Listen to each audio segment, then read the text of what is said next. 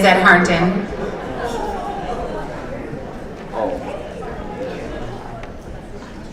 Ready? All right. Maya's sets are ready, so we're going to go ahead and get started. Hi everyone, my name is Tracy Ray. Maya provided me with this very trusty script, which I'm very thankful for. I'm a CEJ board member this year, and I want to welcome you all to Laf Off. The CEJ puts on Laf Off every other year, so we're very lucky this year to be here. This event is Oregon's premier lawyer comedy competition. And unless we count afternoon ex parte, am I right, Judge Waller? This is the funniest thing in town. This event wouldn't be possible without the support of our sponsors. As you can see up here, Heritage Bank, MBA, and I saw a guy in the audience, woo woo, right there, and the Oregon State Bar. So thank you all for being here tonight. I would like to now introduce our illustrious MC and former Laf Off competitor herself, Sonia. I think she's gonna come out here. Woo, Sonia! All right. Yeah, come on up. Let me talk about your awesomeness. Sonia is a shareholder at Elliott Ostrander in Preston, and in college she studied theater, but decided to go into law when she realized in court she didn't have to pretend to be anyone else while in front of a captive audience. She regularly serves as an MC and auctioneer for a variety of nonprofits and has helped raise over $1.5 million for nonprofits and charities. She sincerely hopes that those in attendance here, especially the judges, which we're about to bring out, will not hold anything she says here tonight against her. I agree. But if they do, they should keep in mind she's one half Sicilian. So thank you all for being here tonight. Have a good time, and let's raise some money for the CEJ. Thank you.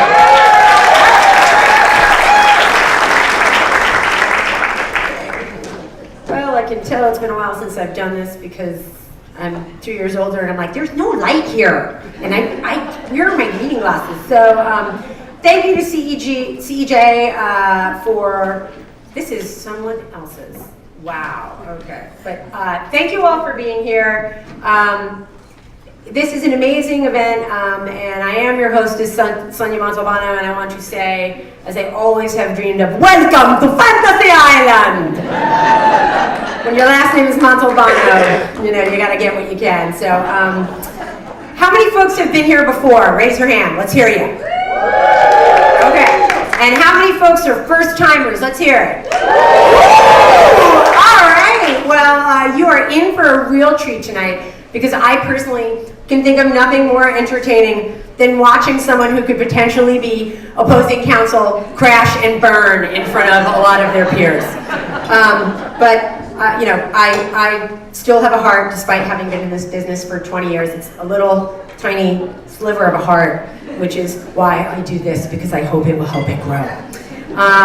This is like my 11th time emceeing, and if you've been here before, I try and come up with a theme. And one year, a couple of years, I came in and I change into different gowns every comedian. And last year or 2 years ago, it was really close to Halloween, so I changed into different costumes.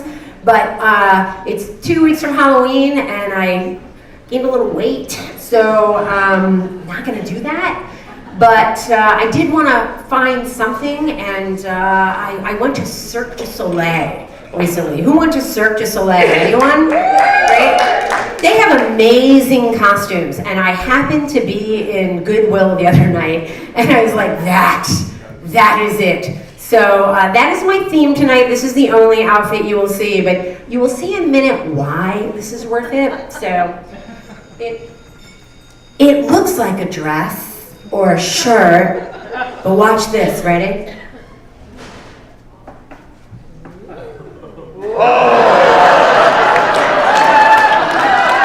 What is this? No one could come up with a word for it. They're like, tunic? And I was like, I don't know, but I'm wearing that to the Laf Off. Because that's going to make people laugh. Okay, enough about me. Who has a business card?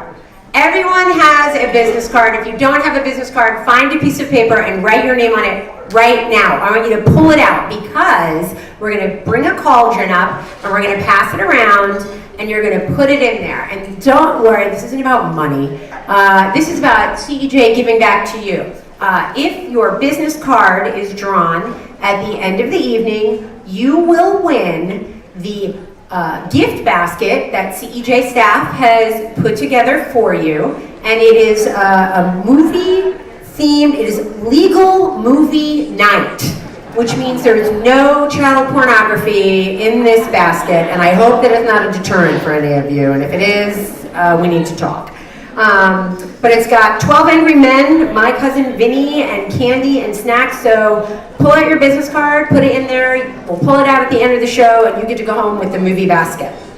All right, we are going to introduce the judges, and our first judge is a principal of Gander Law. It is a full-service law firm in Portland, Oregon. Yeah! She is incoming president of the Queen's Bench and secretary of the Multnomah Bar Association.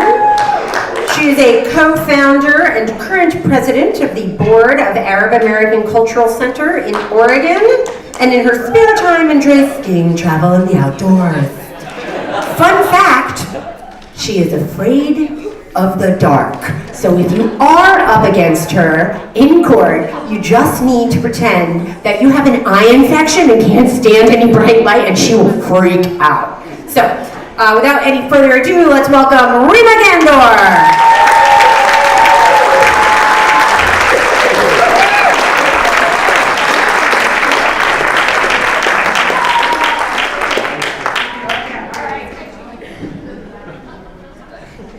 Our next judge is an actual judge. Not that Rima does not judge. You should have heard what she said about my outfit backstage. No, this senior judge loves to travel. She let me know that on a trip to Egypt, she had quite an adventure when she was riding a hissing camel that kept turning and spitting on her. And she was asking the guy, like, please, I'd like to get down, I would like to get down. And he said, I need some green. And coming from Portland, she was like, I'm not sure what he means. This could get me kicked out of the country. And then someone told her, no, it means dollars. And she was like, okay, and she got off the camel, and she survived to come and be here a judge with us tonight. Please welcome senior former tax court judge, Jill Tanner.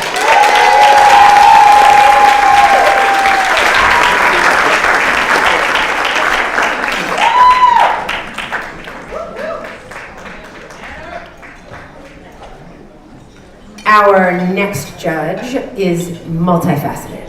When she is not overseeing Multnomah County's probate department, she is whiling away the hours, keeping bees in her yard. I know for a fact that this Irish lass actually knows how to make a mean tomato sauce. And she told me that she is eminently qualified to be a judge tonight because she was voted most witty by her high school class. What she did not tell you is her high school class was in a town of 5,000 and it had the only stoplight in 3 counties. Please welcome the Commodore of Comedy, the Honorable Catherine Tennyson.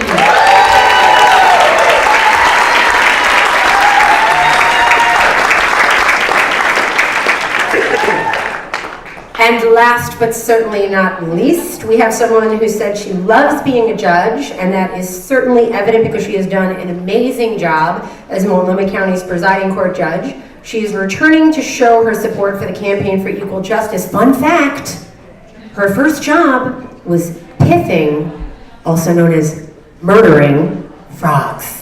But it's okay because her brother owned a biological supply company. So that was why she was doing it. Don't think anything weird. Please welcome the Honorable Nan Waller.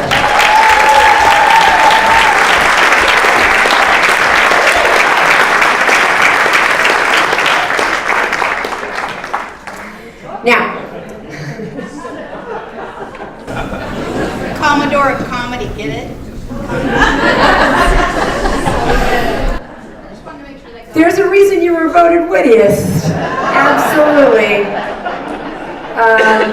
Now, each comedian has been given a strict 10-minute time limit. We've had some issues in the past, and so one of the things we've done is give the judges a way to help us stay on task. There will be someone from CEJ in the corner who will be letting you know how many more minutes the comedian know, and if they go over, There is both an air horn that can be utilized, or we also invested in a shepherd's crook that can be used. Yeah. And I can think of no other judge that would use this more readily than Judge Tennyson, so I'm going to hand this to her.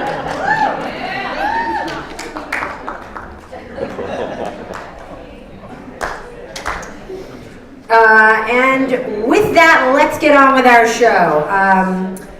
Our first comedian tonight practices employment law at Baron Liebman. Having worked with him for 5 years before he went to Baron Liebman, I can tell you he needs the practice. He is a huge supporter of CEJ. He must be, because he keeps coming back and letting me totally insult him. He describes himself as a sleep-deprived new dad that laughs at anything except diaper rash. Please welcome Tyler Baum!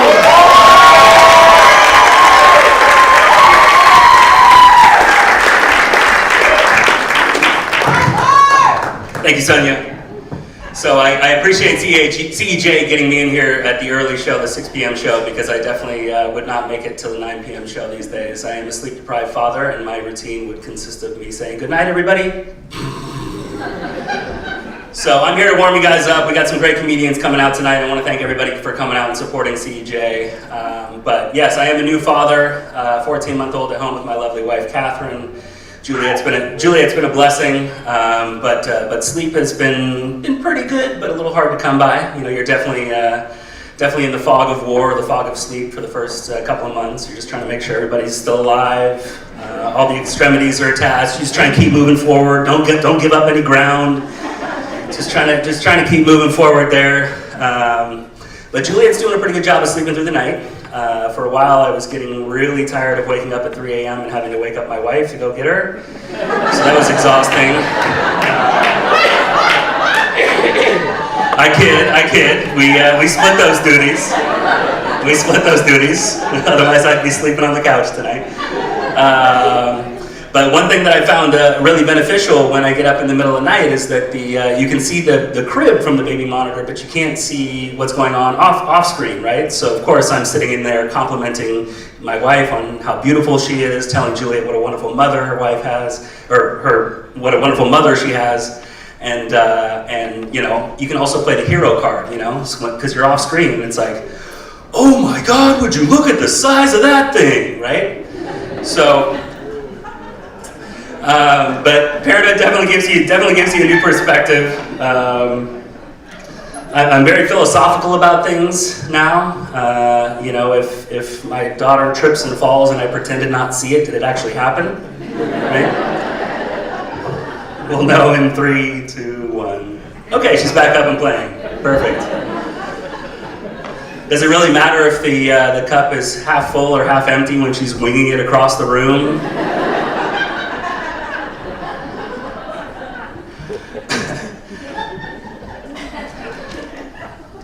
People tell you to sleep when the baby sleeps, right? That's the advice I got from everybody, sleep when the baby sleeps. What they don't tell you is that's restricted to your private residence, right? So, if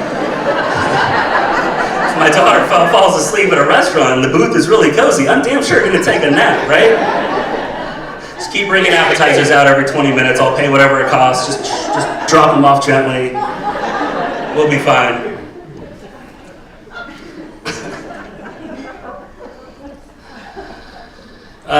You know, obviously relationships change. We welcomed a new partner into our relationship now, having our first child, and flirting changes a little bit too. You know, it goes from your wife saying, "Is that a banana in your pocket? Or are you just happy to see me?" to "You have smushed banana all over your pants and the laundry needs to get put away right now."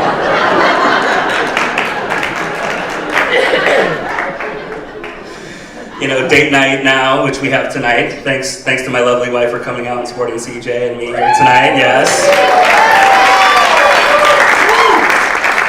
But date night now is like trying to get a 5 p.m. reservation, like an early bird reservation, going home, taking a couple Benadryls and trying to watch a couple Netflix before you pass out. Instead of Netflix and chill, it's Netflix and Benadryl.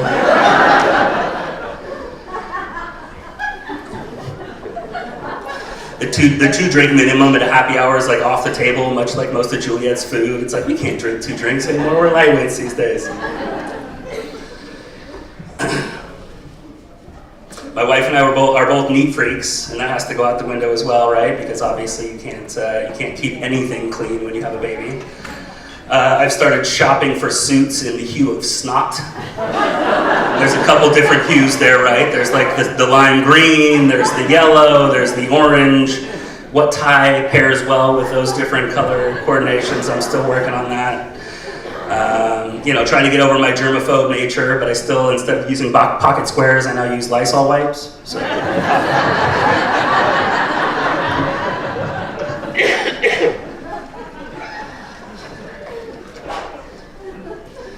But it's not about you anymore, right? You have to give up your ego. There's a new most important person in your life, and so you have to give up your ego, your competitive nature, and all those kinds of things just have to sort of go by the wayside, as all parents here in the room know. For a while I had to hold myself back because my wife would clap and cheer when my daughter put the circle into the circle space in the box, and it would drop through, and she would clap and cheer, and I'd just be sitting over in the corner like, I did that 2 weeks ago. Are you kidding me? Like, come on.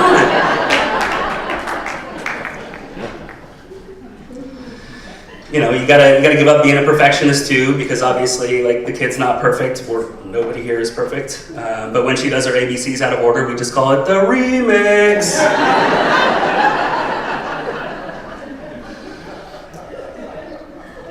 So Juliet started daycare a couple months ago, and that's been a fun experience. She comes home with every sort of cold known to man, which is the other reason that I just wiped down this microphone for my next presenters. But she also comes home with bruises, right? Like the first couple weeks of daycare, she came home with bruises all over her legs, everything else, and of course the protective parent in me kicks in, and I'm like, you show me the play structure that did this to you. I'm gonna have some words with that thing.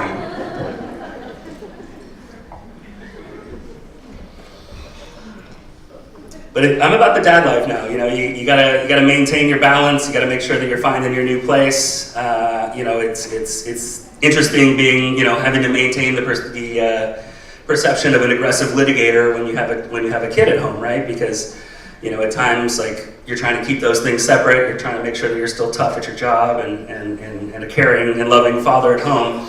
So it kind of bleeds over sometimes, right? So if, like, I make an objection and the opposing counsel doesn't like it, I just walk over and give them a pacifier and just kind of pet them on the head a little bit, right? And you judges, you can use that too. If you make a ruling and they keep arguing, you should just keep a pacifier up on the bench and just kind of go, nope, no more.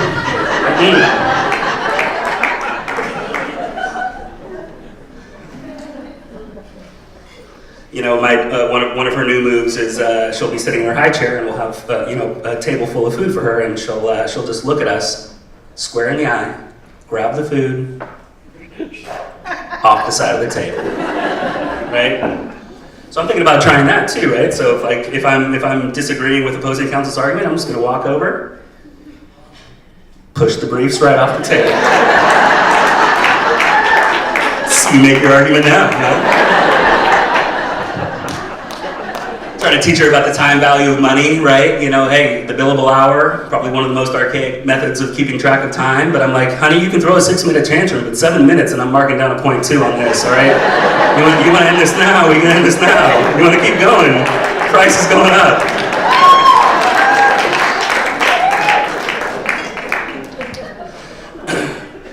And having a kid definitely makes you look back, to the rules you had when you were a kid, right? And the things that you experienced when you were a kid, which obviously you're a child, so everything's new to you. But in my family, in my house, I was not allowed to play with toy guns. That was a rule growing up for me.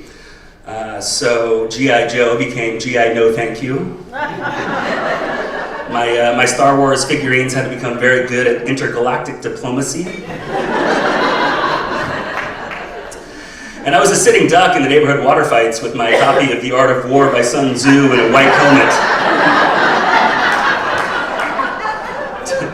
Didn't really go so well. But perhaps it's the English major in me or the analytical lawyer, but one of the things that I've noticed recently in kind of singing nursery rhymes to Juliet is that I'm kind of curious, who came up with these things, right? Who in God's name put a cradle on the treetop, first of all? Like, how are you teaching parenting or childing there?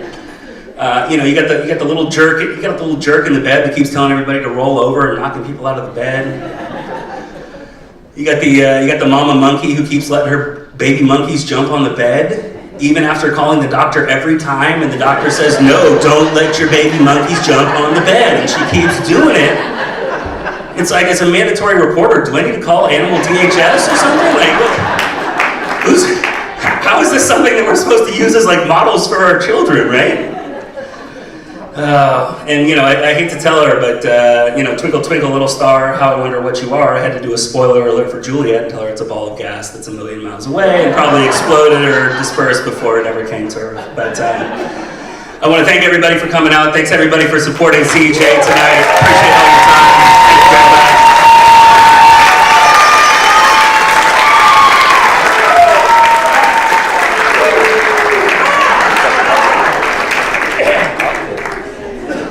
Jane Gum and what was it, like Silence of the Lambs, when he was doing that dance like. Excellent job, and I have to really thank Tyler because he had honestly one of the hardest jobs to be the first comedian to get up for the night. That's a tough job. So again, thank you so much, Tyler, and great job. Great job. It was also kind of funny, right? Let's get to the judges. First, then funny. Yeah, let's get to the judges. Here's some beads, Tyler. Take these home. Give them to the baby. All right, let's start. Judge Tanner, what were your observations or comments on Tyler's performance? Way to get us going. Awesome. Thank you very much. All right. Judge Tennyson, any comments for Tyler?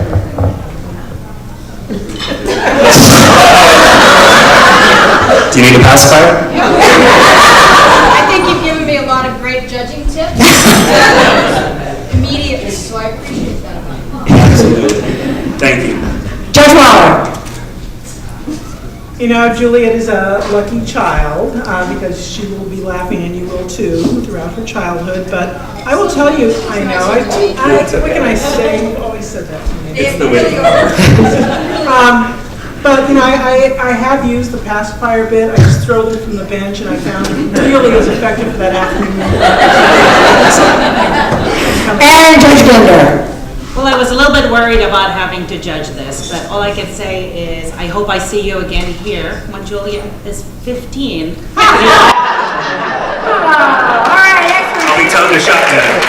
Thank you, Tyler.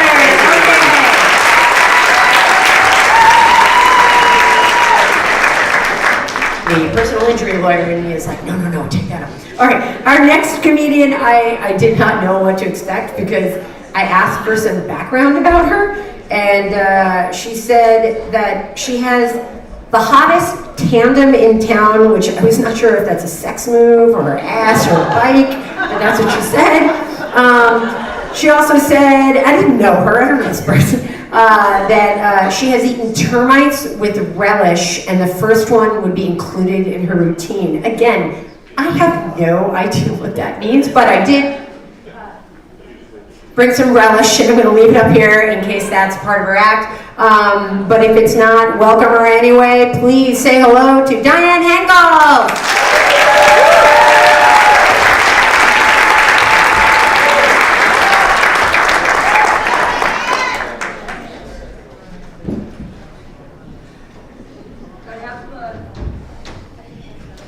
Here's my business card. Thank you. Thank you.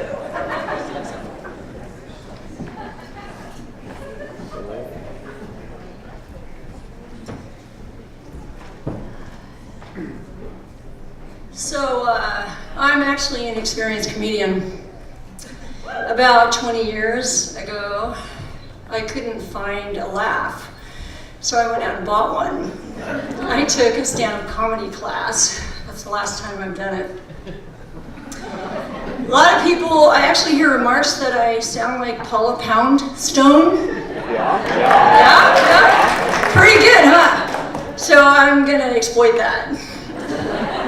You can compare us. And if you want to get me off the stage, you just up the ante for legal aid and pay for my stand-up comedy routine.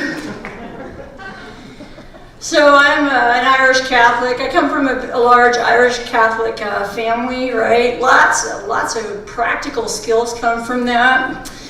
I'm actually I'm an expert in food fractions. I know my fair share of any food, no matter what size and no matter what shape.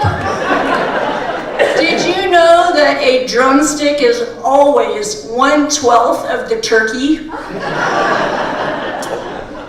And I'm able to divide a starburst into 12 equal pieces. And I can make my 12 last for hours. And then there's tofu.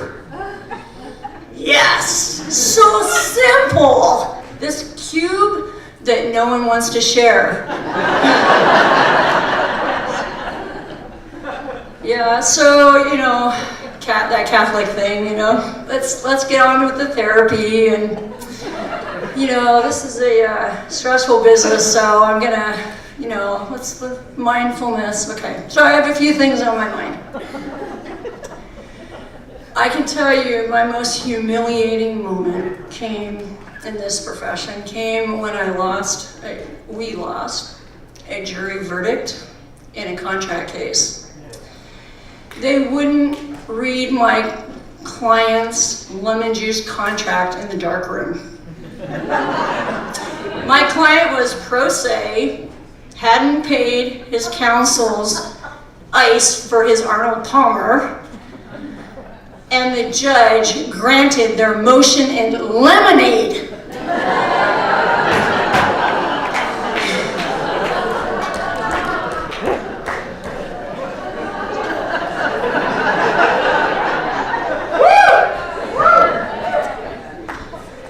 So, you know, then there are those kid cases. Those are tough.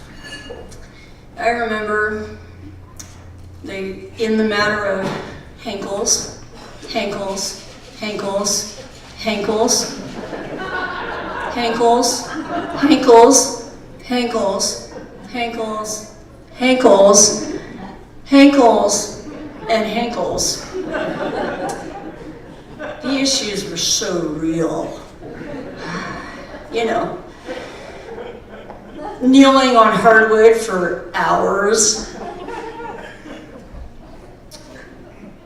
wearing blue polyester for 10 years, waiting in the long buffet line at home, and then my parents and the nuns always in cahoots. So, yeah, it's tough. And how about those opposing counsel? You know, they say it's the one on the other side of the V, but really think about it. It's ourselves, or our 8-year-old telling us at the breakfast table that they hate us, or it's something that I forgot. So, what I love about this profession, I really like, is the tech. You know, we're able to keep up with tech, right?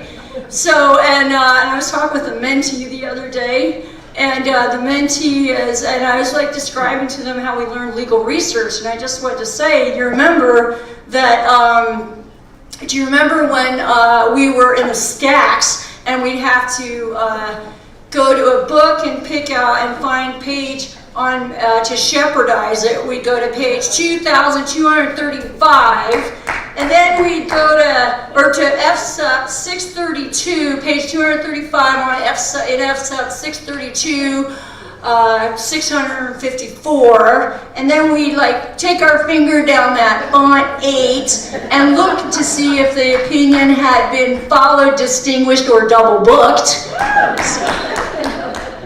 So yeah, there's a lot of stress, but so, you know, a lot of you might know I'm really big on sustainability, right? Well, yeah, so I think it's important. I mean, you know, how to explain it? It's like, imagine it's something like how to keep your ice in the freezer but still have your mixed drink. My husband didn't get that one either. So, you know, it's stressful though. We live on a planet and it just seems like we're not doing the smart and sane things to do, you know? So, but at any rate, so I self-medicate with limericks. And I wrote one for that.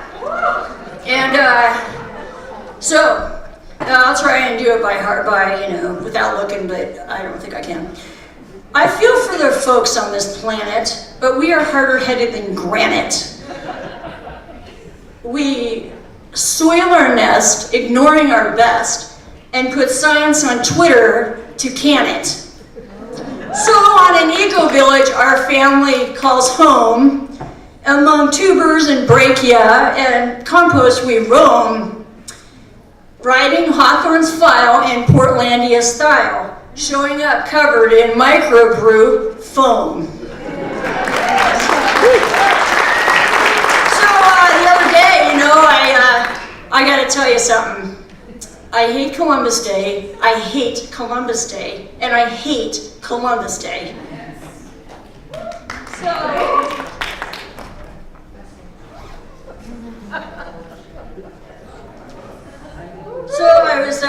So the other day I was listening to some people and I was at this event, everybody's wearing Columbus Day t-shirts, and I'm like, ah! So it inspired this little song. Okay. Fix that. You gotta hear my voice. This land was their land, this land is still their land, from Plymouth Rock to Lewis and Clark and to Trail, from the 1800s to the current administration. Fee simple, not so simple after all.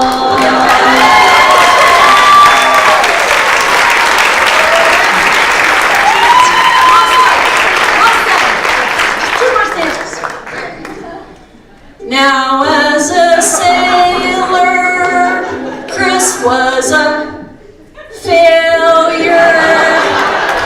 He botched his mission and got arrested, but he became famous and came to shame us. Let's call it Indigenous Peoples' Day. Okay, everybody! This land was their land. This land is still their land. From Plymouth Rock to Lewis and Clark and to Trail. From the 1800s to the current administration. Fee simple, not so simple after all.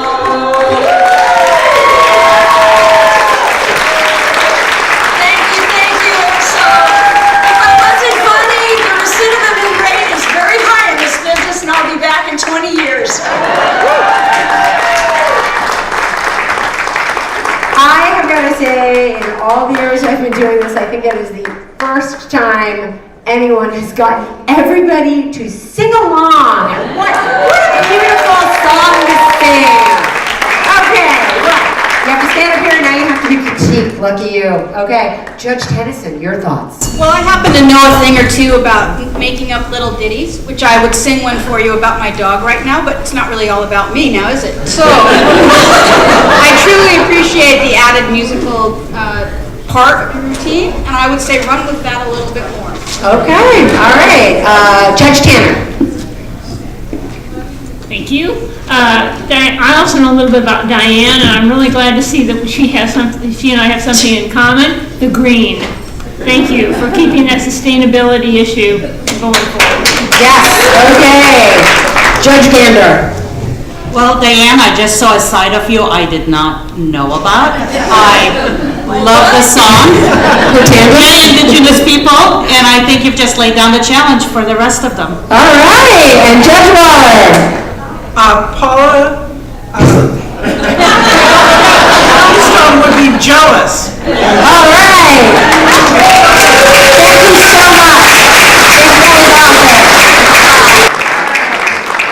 Want some garlic? All right, there you go. That's for you. Thank you. I don't know if it's the only thing she's going to win tonight. Let's hope not. Okay, our next comedian is returning to the Laf Off stage because, like Depeche Mode, he just can't get enough. He grew up in Beaverton, but left for the Big Apple, where he worked in the Manhattan DA's office. Crushed when he realized he wasn't actually going to get to appear on Law & Order, he returned to Oregon, where he worked as an assistant AG at the DOJ, although he found it to be, his words, devoid of humor. His words, do not kill the messenger, Mothra will get you. He now finds himself working in the city attorney's office, which I have been informed disavows anything he says here tonight. Little known fact, his safe word is kombucha. Put your hands together for Simon Long!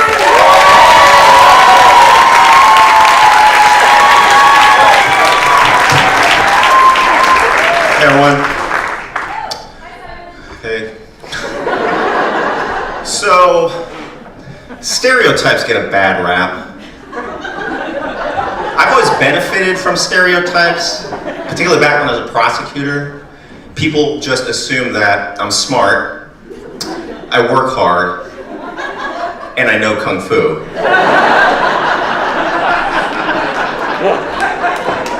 It's useful being a minority here. Let's say you're meeting somebody for the first time at a place and you don't know what each other look like. I can say, I'll be the Asian guy. And I'll be the Asian guy. This even works in places where you'd expect more Asians, like a sushi restaurant. White lady takes your order. Mexican guy makes your sushi.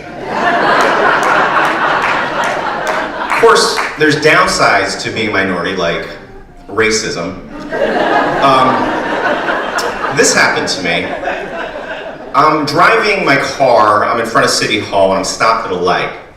Light turns green, and at that point, some guy just starts loping across the street. So I roll down my window, I say, hey, I got the light. And he says to me, go back to China. Why are you guys laughing at that? That's awful. So, I'm from Beaverton. I've never been to China. I'm Korean. They're two different things. That was probably lost on this guy, but I had two immediate reactions when he said that to me. One, go fuck yourself.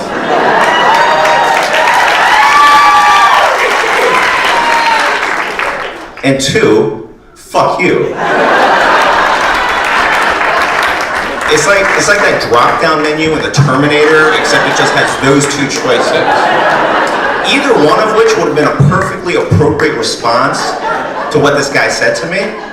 But I'm flustered, right? And so what I yelled back at the guy was, go fuck you!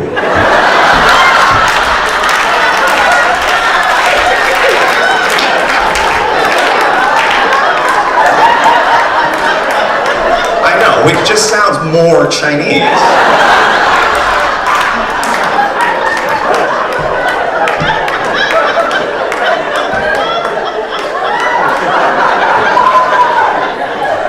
So, back in 2003, I applied to the Multnomah County DA's office and go through the application. And at the end, the section where they do the race, right, identify the race, and they did not have a category for Asian. This is, no, true, 2000, it wasn't even that long ago. So, either they never expected an Asian to apply to the office, or they simply didn't care. I actually had to borrow a typewriter so I can type in my own race and check off the box. Swear to God, this is true. If you look at my application, it's in a different font. So I get through the interviews, and I finally get to the interview with the district attorney, the legendary Michael D. Shrunk. And things are, going pretty well. So I feel like I can loosen up a little bit. And I mentioned to Mr. Shrunk about the application. And that's when Mr. Shrunk gets really defensive. Says, oh no, we have an Asian prosecutor here, John Schradell. It's true, John Schradell, Korean adoptee, he's there.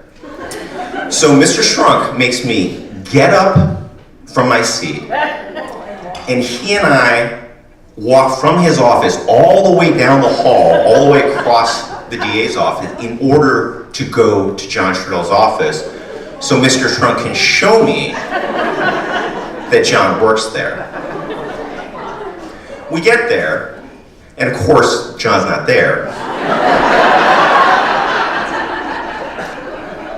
And that's when Mr. Shrunk doubles down.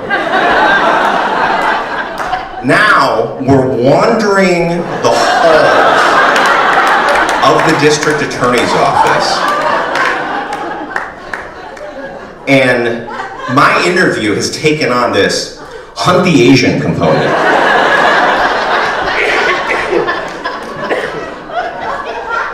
And the thing is, all of this was unnecessary. When Mr. Shrunk told me John Schradell's an Asian prosecutor there, I thought, this guy's the district attorney. I think I could take his word for it. It's not like I said to Mr. Shrunk, bullshit, Shrunk.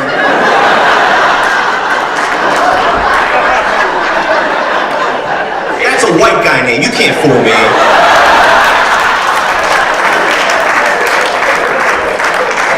I demand proof. Bring me the body of the Oriental man.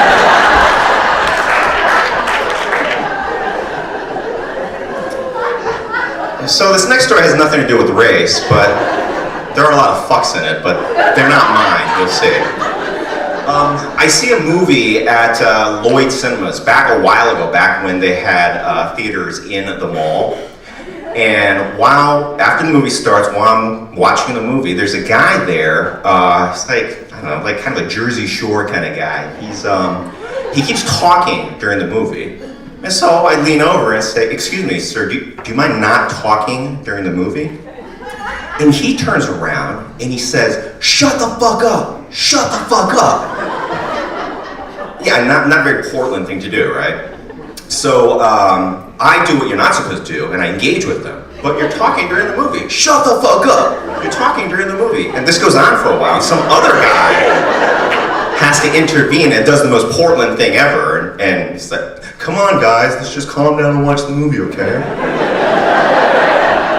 So what I want to say to the first guy is, dude, you got no game. You're a white guy in Portland, Oregon at the mall. But I don't say that because I don't think of that until like 3 weeks later. The only thing I can muster is this week, you shut up.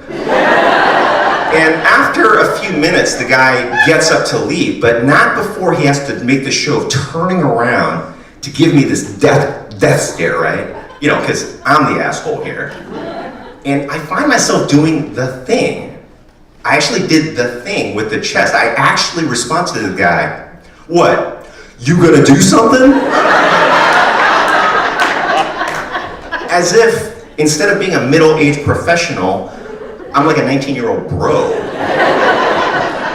Also, what if this guy did want to do something, right? I mean, he's like 20 years younger than me. He looks like, he's not a big guy, but it looks like he goes to the gym and works out. So, I do not go to the gym. I do not work out. And contrary to expectation, I do not know Kung Fu. Literally the only exercise that I get is yoga. Yoga teaches you two things. how to breathe, and how to stretch. Those have low combat utility. So there's these stances in yoga called warrior stances, which you think might be useful in, maybe warfare. You decide, okay? This is warrior number 1.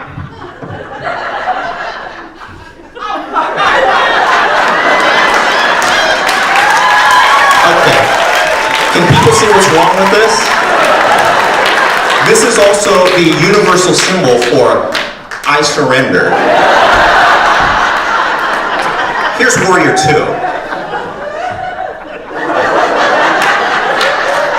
It looks like you're prancing through a field of daisies. It's not really striking fear in the enemy. Okay, and here's the advanced warrior pose, warrior 3.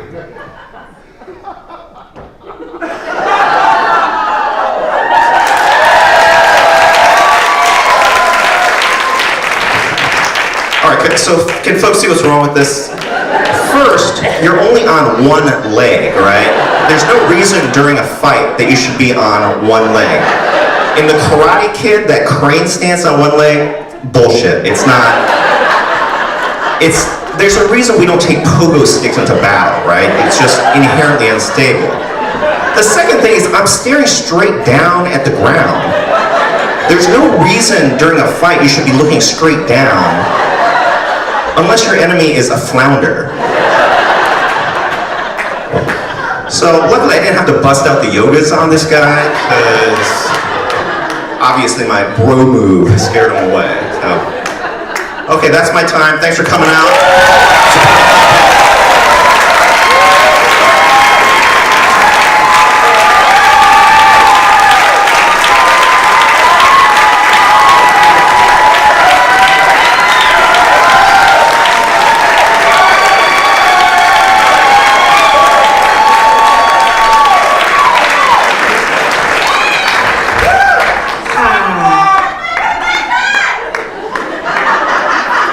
My students are here. I just want to say that I'm originally from Long Island, Simon. And that Jersey Shore comment, that's racist. Okay? Let's see, Judge Waller, how do you feel about the racist? High combat humor. The yoga moves will definitely get you far in a courtroom. So. All right, Judge Tanner, your thoughts? Wow. You had this place rocking, Simon. You did, and I happen to know John Trudell, so I want you to know, let's not go check it out because he's not there anymore. Judge Tennyson, your thoughts? I have very few thoughts because I'm busy laughing. I thought it was an excellent routine, great timing. I think you've got a real future, buddy. All right. I'm still hoping this law thing works out, Your Honor. So my question is to the audience, why were you all laughing just during the racial jokes? That's what I heard most. But Simon, you lost a couple opportunities to use your Kung Fu skills, but I'm disappointed. All right, well, let's give it up for Simon. Thank you so much.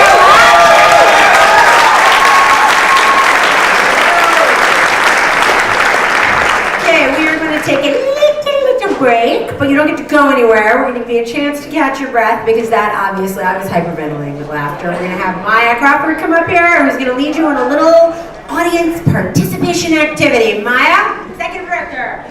Thank you. You guys having fun? So glad you're here tonight. Coworker Sherry's working on the technical aspect here. All right. Y'all know Wheel of Fortune, right? We're not going to have individual players tonight, but we're going to have some CEJ phrases that you're going to recognize. There are prizes you can win. When we put the puzzles up on the board, letters will start to pop. When you think you know the phrase, all you need to do is stand up and yell it out, and if you're right, you get the prize. So, Sherry, Vanna, let's kick it off.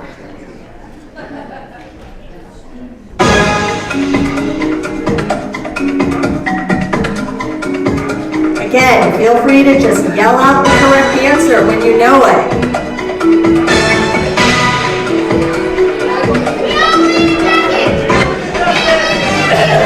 Yes, board member Tracy Ray, good job. All right, we have a couple of these. There are many opportunities to win. Let's do number 2.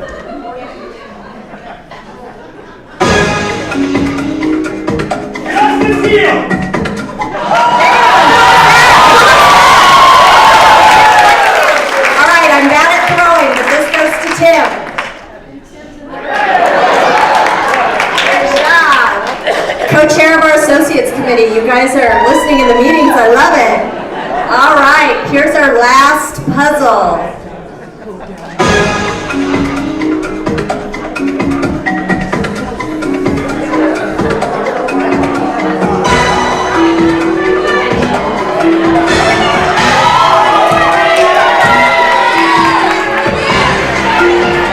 Okay, right there. Say it loud.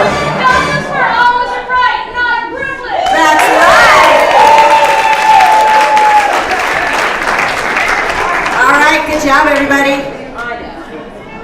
Okay, congratulations to all the winners. That was a lot of fun, but that was not the end of the audience participation portion of the evening. Now is the time to show how much you really care about the Campaign for Equal Justice and legal aid in a very publicly and potentially embarrassing way, but only if you're a cheapskate. You all have several colored pieces of paper in front of you, and everyone has them handy. Yes, and there should be pens. Yes. Now each color means something different. I'm going to ask you a question, and it's a multiple choice answer. You are going to use the colored pieces of paper to record your answer. You would write your name, telephone number, and email on the piece of paper that has the answer that you pick. Now here are the answers for each color. The answer for the red piece of paper is $250. The answer for the blue piece of paper is $100. The answer for the orange piece of paper is $50. And the answer for the yellow piece of paper, yellow always gets the shaft, man, is $25. Now, here's the question.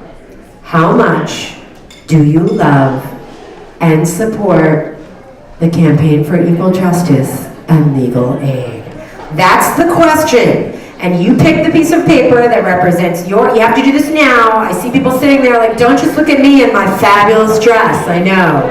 I'm not actually in Curious at Cirque du Soleil, but I couldn't. I can't do it, Simon, sorry. But fill it out. 250 for red, 100 for blue, 50 for orange, and 25 for yellow. We were going to do a paddle raise, but it's legal aid. They can't afford paddles. So we're going to pass this cauldron around. It's called the Campaign Cash Cauldron, where we're done, and we're going to collect them, and then we're going to count them up. At the end of the night, we're going to announce how much money that all of you generously donated tonight. And I want you to think about when you walked in here that it said suggested donation, and you had that like little pang of guilt when you were like, oh, here's $10. Yeah. Focus on that, and then pull out your, you don't need to pull out a checkbook. They made it really easy. No credit card, nothing. It's just a pledge. You can wait till later. You just promise it. Put someone else's name on there if you have their contact information, right? Give the gift of a charitable contribution on behalf of someone else. So I want everyone to fill them out. I'm gonna like do a little do. Oh, that's terrible. Do. That's bad too. This is why I don't sing. Thank God I have a career in law. Please sing your little song about your dog. Thank you for rescuing me. And fill it out. Jingle tags, jingle all the way. Oh, what fun it is to walk in the neighborhood today. Hey, jingle tags, jingle all the way. Oh, what fun it is to walk in the neighborhood today. Yay! Thank you! I think we know who's competing next year. Okay, now, I'm assuming everyone's almost done, and what we're going to do is, now that you've filled out your piece of paper, we're gonna get this is the public shaming part. If you have filled out a red piece of paper, hold it up. All right, keep it up, now keep it up. If you filled out a blue piece of paper, hold that up. Yes, all right, keep it up there. Now I wanna see if you filled out an orange piece of paper, hold it up. Yes, and now I want to see a sea of yellow. If you filled out a yellow piece of paper, hold it up. All right, there's a lot of, keep holding them up. They're gonna pass the cauldron of cash around to you. You're gonna throw it in there. And if they don't get to you, the cauldron of cash will be at the back and you throw it in there at the end. And like I said, put that senior partner's name that deducted your hours in there. What are they gonna do? Fire you? You're already on the hatchet, you know, dropping block. All right, so back to the comedy. Our next comedian,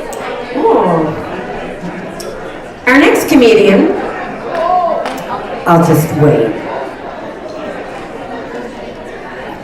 Judge Waller, do you have any pacifiers handy? Our next comedian is an appellate lawyer. Ooh. Good use of the horn and the gavel. Our next comedian is an appellate lawyer at the apparently humorless hellhole, the Oregon Department of Justice. That's what Simon said. I tried to do a little background check on him, and I have to say, I have never, ever seen anyone with less of an online presence, which is probably what they're doing at the DOJ these days. He is a newcomer to the Laf Off competition, so it's really important that we give him a warm welcome. He is fresh off his second place finish in the Oregon Court of Appeals case, State v. Tyler, a groundbreaking jaywalking case. Ladies and gentlemen, please welcome Rolf Moe!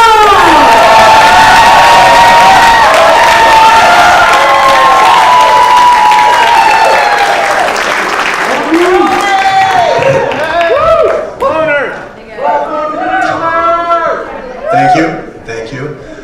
Like Tyler, I will also be talking about a daughter named Juliet tonight. And like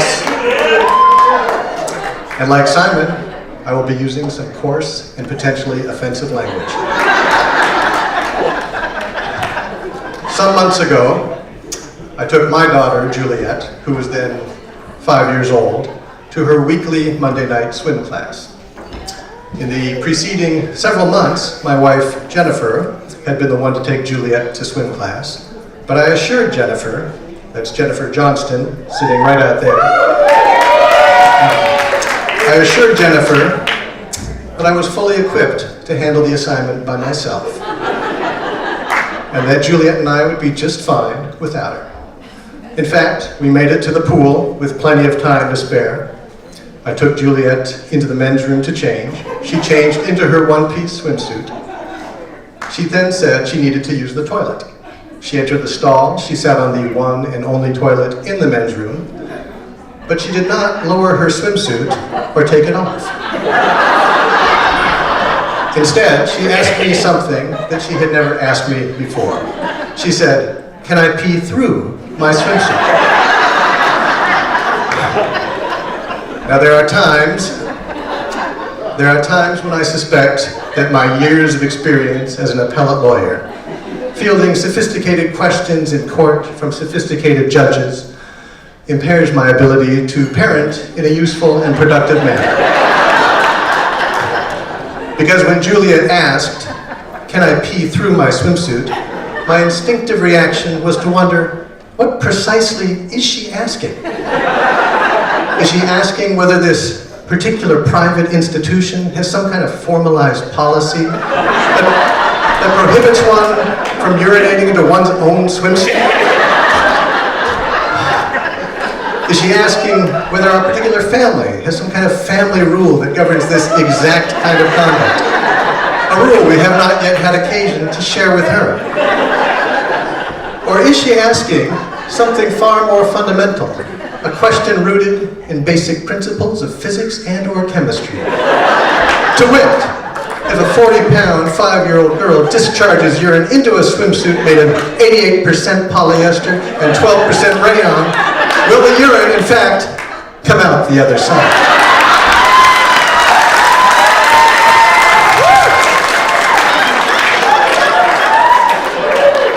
Not knowing the precise nature of the question, I decided to say something that I say a lot. I said, and remember, the question is, can I pee through my swimsuit? I said, it's probably better if you don't. Juliet replied by saying, and in retrospect, this was perhaps predictable, she said, but can I? And at that point, I said something else that I say a lot. I said, sure, why not? What does it really matter? Juliet then urinated, and for those of you still wondering, and I know you're out there, yes, it does come out the other side. I then put Juliet in the shower for her pre-swim class rinse.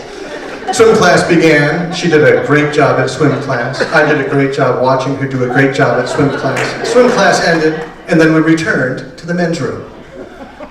Nobody else was in there, so I put her back into the shower. She removed her swimsuit, and I carefully rinsed it.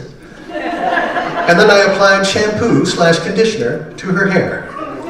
And at that point, with Juliet safely occupied in the shower, I realized I myself now needed to urinate. This is my chance for what I like to call a little me time. So I stepped into the stall. I unbuttoned the 5 buttons on my Levi's 501 jeans. But just as I had completed that task, Juliet started screaming. Dada, Dada, she yelled, there's shampoo in my eyes. I need a towel, help me, please. I did not want to take the time to rebutton all 5 buttons on my Levi's 501 jeans, so I held my unbuttoned pants up with one hand. I stepped out of the stall, I reached behind me, I grabbed a towel from on top of our bag, which was on top of the changing table. I brought it to Juliet in the shower. She took the towel, she wiped her face free of shampoo, she gave me the towel. I returned to the changing table, I put the towel down, and I re-entered the stall. My pants were still unbuttoned, of course, and I thought, you know, this time, it just might really happen for me. But no sooner had I completed that thought than Juliet started screaming again. Dada, Dada, there's more shampoo in my eyes. I need the towel again. Help me, please. So one hand holding up my still unbuttoned pants, I stepped back out of the stall, grabbed the towel, brought it to Juliet. She wiped her face, she gave me the towel, I brought it back, and I was in the act of putting the towel back on top of our bag when the men's room door opened. In walked a 5-year-old boy. He walked right in front of me. He left the door wide open. He stepped into the stall. He dropped his pants. He sat on my toilet. And it looked like he might be there for a while.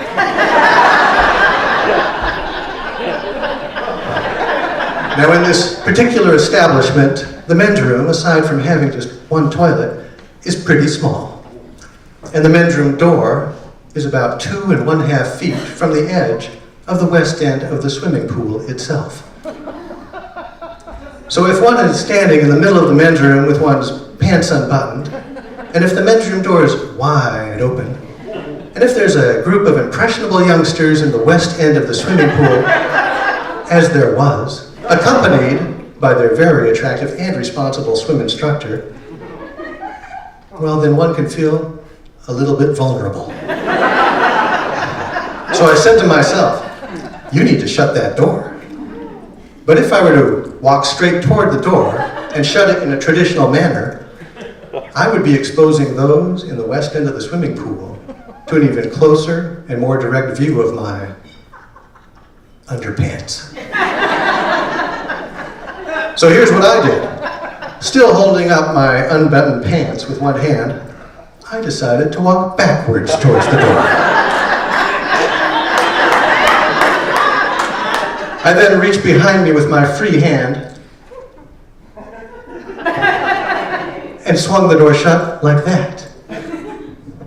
But instead of hearing the satisfying sound of a door latching into place, I heard 3 sounds. First, I heard a dull thud. The kind of sound a wooden door might make if it strikes a small child in the forehead. Second,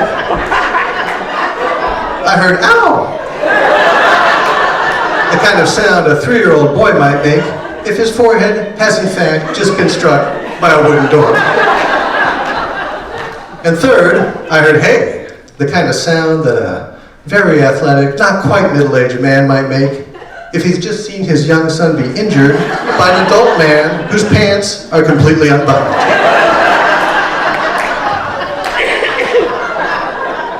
I turned, and in fact, I saw a 3-year-old boy rubbing his forehead, and next to him, a very fit and very angry-looking man.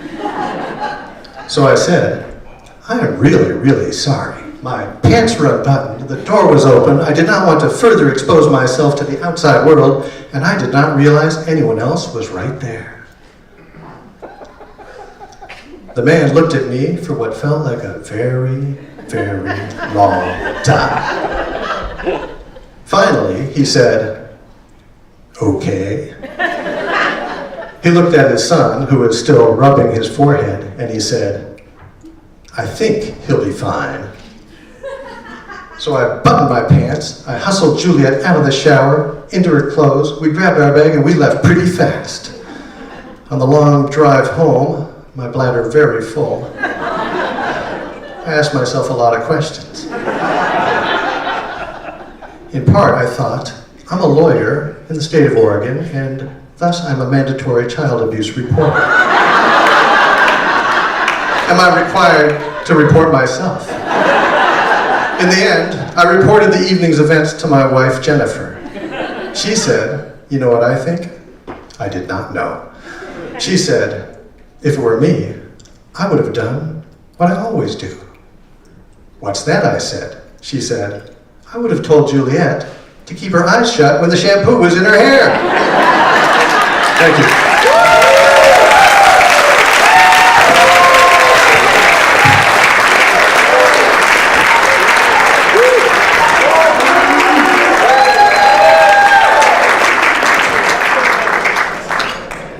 I had to get one costume change in.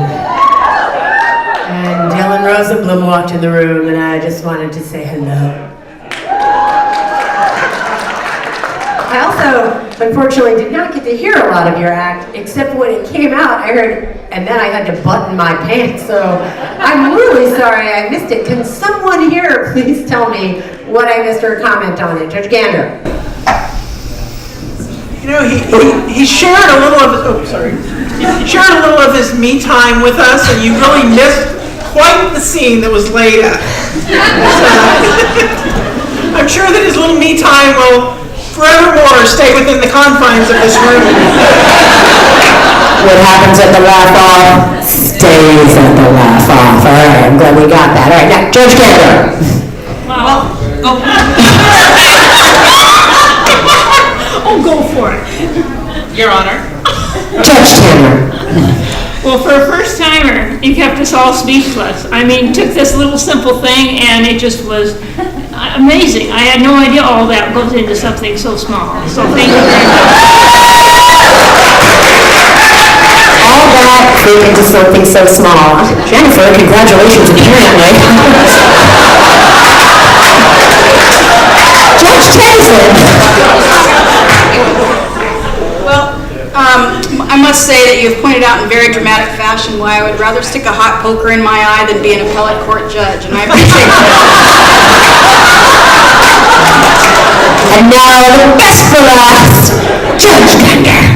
Well, I was worried when you said you're an appellate attorney. I didn't know they could be funny. But that was great delivery, great story. All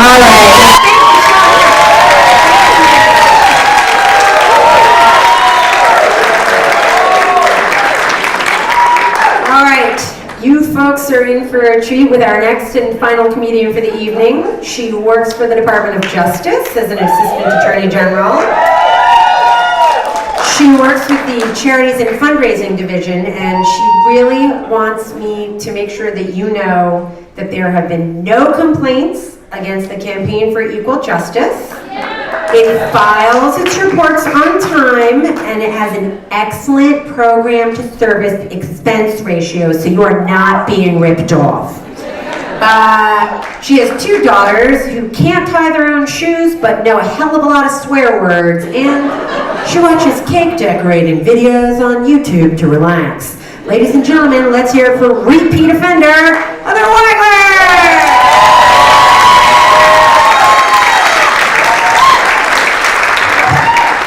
Thank you, everybody. I'm really looking forward to spending the next 0.2 hours conferring with all of you, my colleagues, about various matters.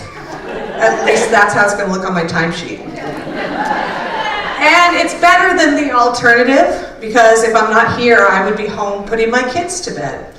Now, I'm a mom, and I love being a mom. It is the greatest job you will ever be trapped in until you die. But bedtime is my least favorite part of that job. Now, some people understand, some of you don't have kids. To which I say, keep doing that. But you probably need me to explain to you what's so hard about it, and it's this. From the moment I wake up in the morning, usually because somebody is poking me in my face, which I actually prefer to the silent, creepy stare, because that child just woke you up with the power of her mind. And nobody wants to wonder whether they gave birth to Damien from the Omen at 4:30 in the morning. So from the moment I wake up, hopefully because somebody has poked me in my face, I am taking care of other people's needs. Which I guess is an exaggeration. I mean, I can take care of some of my own needs. Like, I can go to the bathroom while they watch me. Sidebar, Your Honors. Anybody who ever tells you that being a stay-at-home mom is not a real job hasn't had to take a dump in front of their boss while trying to stop her from licking the toilet plunger.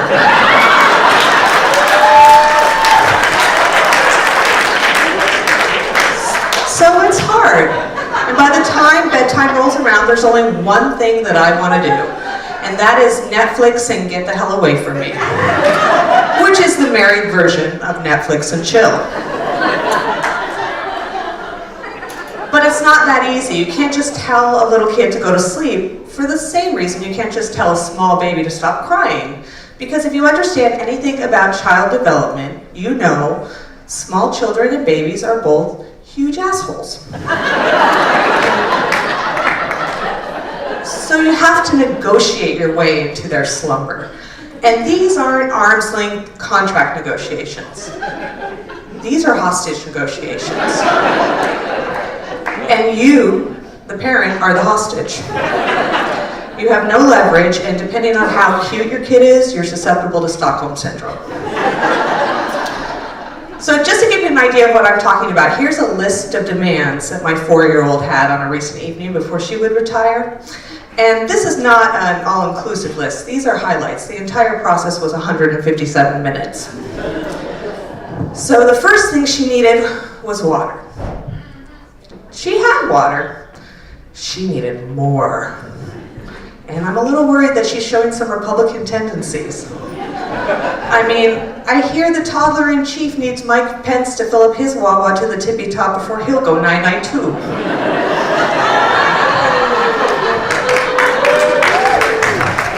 I gave her more water though. She also needed her slutty Barbie. It's not her name for the doll, it's my name for the doll. Because it wears this purple metallic mini dress and it's a 1 shoulder number, so you get some Barbie side boob. Big silver hoop earrings and 4-centimeter stripper heels. She was a gift from Grandma, who lives in Las Vegas. To accompany Slutty Barbie, she needed her 18-inch Darth Vader figurine. Because who doesn't want to snuggle up next to a fascist dictator? Well, other than Melania, of course. She clearly does not like it. But she'll do it. For enough money. Melania fans out there, okay. Well, I think she'd have a friend in Slutty Barbie. They have a lot in common. I mean, if Slutty Barbie went to a hurricane zone, she'd definitely wear stilettos. That's how her feet are made. So yeah, my kid needed a lot of other things, but it turns out what she really needed at the end of the night was a series of increasingly severe threats from me, by the end of which I sounded like Hammurabi. Honey, it's time to stay in your bed. If mommy hears your foot hit the floor, she will cut it off. So because I'm here with you, whatever is happening between Slutty Barbie and Darth Vader is the babysitter's problem. And I just hope they have a good safe word. Maybe kombucha. One of the other things I really haven't enjoyed about being a mom is breastfeeding. And if you're sitting there wondering, but the Renaissance paintings make it look so good. What wouldn't she love about this beautiful natural bonding experience with her child? I think you should find a lamprey eel and attach it directly to your nipple. Because then you'd be with me. But I did it. I did it anyway. I did it for 9 months with my first child and 5 months with my second. Because you love your second child less.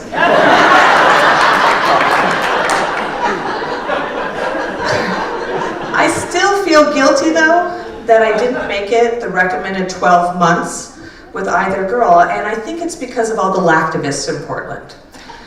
You guys can probably figure out what this word means, but I'm going to tell you anyway. Imagine a Venn diagram. And in one circle, you have people who are so hormotional, their bodies are actually producing milk. They're lactating. And in the other circle, you have people with a really well-developed sense of self-righteousness. Right? They have a lot of bumper stickers on their car, if they have a car. They're activists. So obviously, in the middle where the circles meet, you have bitches. One of them actually came up once to me when I was nursing my first child in public, and I was using a cover, which is like this piece of fabric that drapes over you and covers the baby in the boob. And she came up to me in this very Portland way. She was nice and gentle and passive-aggressive as fuck. And she said, "Does anybody really want to eat under a blanket?"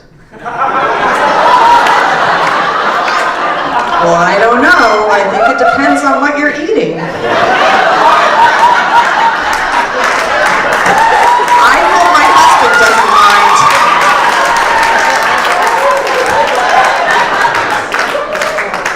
Because I can get kind of cold.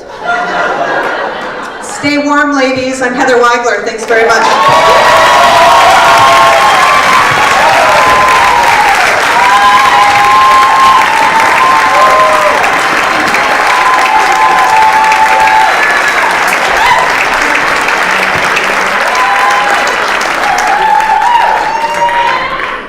You set the bar high for yourself last year, Heather, I gotta say, and good job meeting it. And maybe exceeding it, I don't know. Good, excellent work. Let's get the rulings from the judges. Judge Gandor, Rima Gandor, over there. I don't know anybody else. The Viking lady, please. Tell us how you felt. Heather, that was a great end of the night, and I love the passive-aggressive as fuck.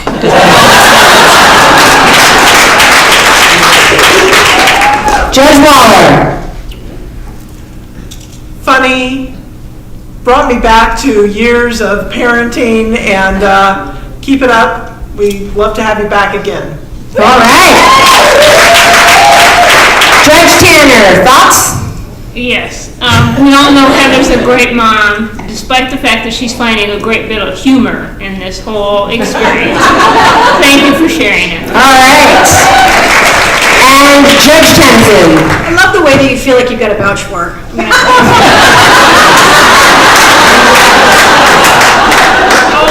Heather, I think you're brilliant, and I've always thought you're brilliant, and I had no idea you had this talent because I've never seen you perform before. Congratulations, I think you were wonderful. All right.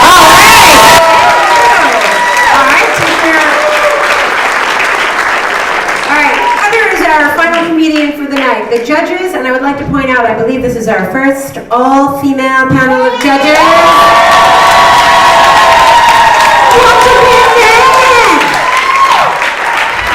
I'll let Judge Tennyson sing that line next time. They're going to deliberate and decide who the king or queen of comedy is this evening, and while they do, we are going to draw the winner of the non-child pornographic legal movie gift basket.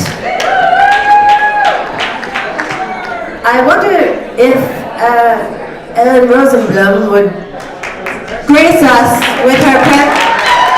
It's totally a surprise to her. She has no idea. Calling her on the spot. You know, I'm finally getting to call like a former judge and put them on the spot as opposed to me. So you dig your hand in there. I totally trust you. Close your eyes and pick out who will be our winner of the legal gift basket. It's either Jan or Dan Goldstein. Alright, come on down and get your legal movie gift basket. Thank you very much. Alright, now we're going to bring all the comedians out on stage. We're going to bring them all out on stage. Comedians, please come to the stage. Please come up to the stage for one more time. Thank you, Laf Off. Where's Simon, Heather, Tyler, come on. Diane, Laurie, we need you all up here. Diane, she's gonna like drive back to Newport, right? Where is she? Is she helping an indigenous person somewhere outside? Diane, are you here? Oh, here she, come on! Come on up! We gotta get you up here! Run like the wind runs with wind. Okay, so we had a couple of extra prizes for the comedians. I'm sorry? Oh, this is Dan Goldstein, who wants to compete next year! Congratulations, and we look forward, do you want to thank anyone tonight? No. Okay, all right, but he'll be up here next year, I'm sure. So all the comedians tonight, this is about raising money, and they each had a page to raise money for the Laf Off and legal aid, and they were lawyers, so we had to make it a competition, otherwise they wouldn't do it. And so there are two prizes. One is for the comedian who got the most donors. The other is for the comedian that raised the most money. I will say that combined, you all raised $8,000.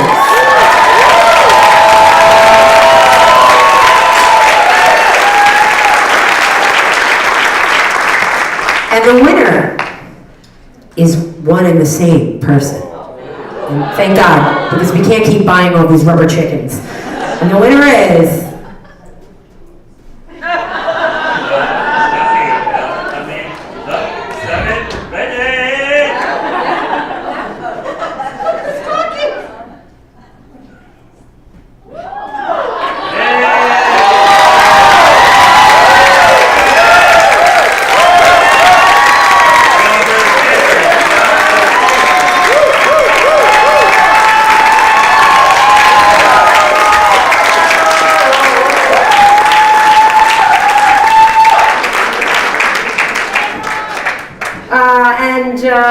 we now want, I want you to know that we also counted the CEJ cauldron of cash. And just with the cauldron of cash, we raised, and I thank you all very much, as did everyone at CEJ, $4,500 just for passing around. So thank you so much. That's $12,000 right there. And the final prize this evening is the coveted Rubber Chicken Award for the funniest lawyer comedian as of 6 p.m. I'm the only one that went on at 6. You're as of 7:28 p.m. All right, so until 9 o'clock at least. Your honors, will one of you decide who is going to tell us who won this evening? Waller. It was hard. We loved you all. If we can't all laugh at ourselves, what more could there be in terms of the hard work that we all do? But we did come, hard as it was, to come to a decision, and it will be a 3-night chicken for you.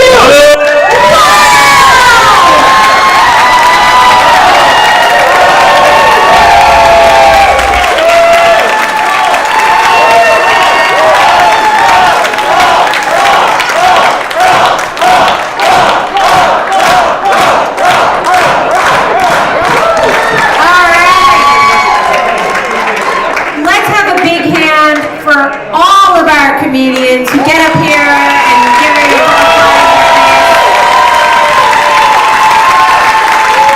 Let's thank all of our judges who graciously take the time to get up here and participate. Thank you so much.